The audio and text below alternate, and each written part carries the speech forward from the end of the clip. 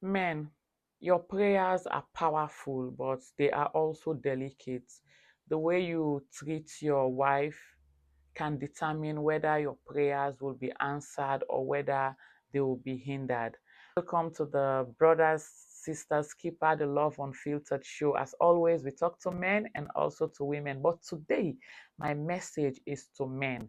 I want to talk on the topic treat her right so that your prayers will not be hindered. As always, we'll be drawing our discussion from a scripture.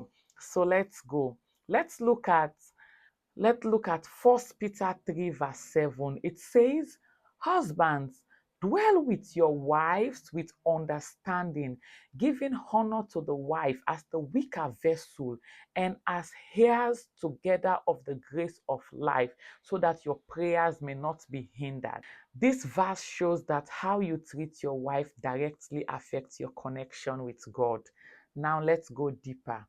Peter wasn't saying women are less valuable. What Peter was trying to say here is that women deserve gentleness, understanding, and honor because we are precious vessels in the sight of God. And the term weaker vessel in the scripture speaks of delicacy, sensitivity, and not inferiority. So don't look at your wife and say, "Hey, the Bible says you are a weaker vessel, so which means you are inferior." No, that's not what the Bible meant by that. And in today's terms, it means handle your wife with care. You can't be pouring harsh words, maltreating your wife, neglecting her emotions, mistreat her, and still expect heaven to respond to your prayers. God pays attention to how you treat your wife. As men, I want you to know that God pays attention to how you treat your wife. And as men, most times you focus on your strengths, you focus on leadership, you focus on the authority. But Peter reminds you that spiritual authority comes with responsibility. Your wife is not your servant, he is your partner. The Bible says your co-heir, and you are both equal before God, just with different roles.